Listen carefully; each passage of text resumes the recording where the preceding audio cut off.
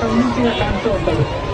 Start to just back of left ಹಾಕಿದ್ರು ಅಂತಂದ್ರೆ ಬರ್ತಾ ಇದೆ ಬ್ಯಾಕ್ಗೆ. ಬಟ್ ಯಾವಾಗ ಆ ಮುಂದೆ ಹಾಕಿ ಆ ಬ್ಯಾಕ್ ಫ್ಲಿಪ್ ಆಡೋದು ಬೌಲರ್ ಕಡೆಯಿಂದ ಸ್ವಲ್ಪ ಇನಿಷಿಯಲಿ ಸ್ವಲ್ಪ ಇರುತ್ತೆ ಅಷ್ಟೇ. ಅದೇ ಆಗಿದ್ದು ಜೇಮ್ಸನ್ ಆಟದ ಓವರಲ್ಲಿ ಮುಂದೆ ಆಟದಷ್ಟು ಈ ತರ ಫಾಲ್ಟ್ ಔಟ್ ಆದ್ಮೇಲೆ ಫೋಕಸ್ ಹೋಗೋದು ವಿರಾಟ್ ಕೊಹ್ಲಿ ಅವ್ರ ಮೇಲೆ.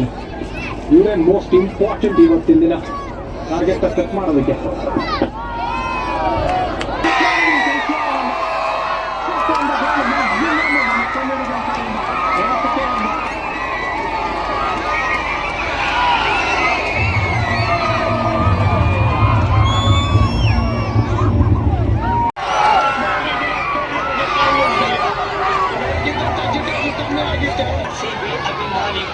ಯಾಕಂದ್ರೆ ಈಗ ಸಾಲ್ಟ್ ಔಟ್ ಆದ್ಮೇಲೆ ಈ ಒಂದು ಇನ್ನಿಂಗ್ಸ್ ನ ಸಾರಥಿ ಆಗಬೇಕಾಗಿರೋದು ಇವರೇನೆ.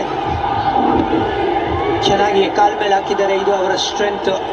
ಅಲ್ಲ ಸ್ಟ್ರೆಂತ್ ಅಂತ ಅವ್ರು ಎಲ್ಲ ಹಾಕಿದ್ರು ಸ್ಟ್ರೆಂತ್, ಅವ್ರಿಗೆ ಎಲ್ಲ ಹಾಕಿದ್ರು ಹೊಡಿತಾರೆ.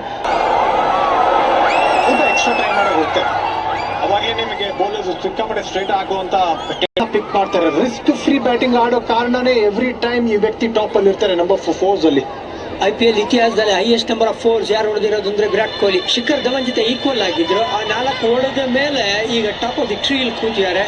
ಡೇವಿಡ್ ವಾರ್ನರ್ 3ನೇ ಸ್ಥಾನನ ಅಲಂಕರಿಸಿರೋದು. ಈ ಹೆಜ್ಜೆ ವಾಕ್ ಮಾಡ್ತಾ ಇದ್ರೆ ಮೈಲಿಗಲ್ಲುಗಳು ತಾನೇ ಪಾಸ್ ಆಗ್ತಾ ಇರುತ್ತೆ.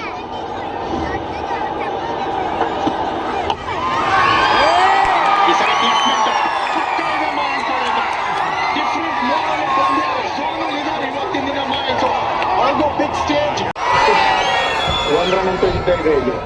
Boundary box change. ಒಳ್ಳೆ ಸ್ಟಾರ್ಟ್ ಸಿಕ್ಕಿದೆ.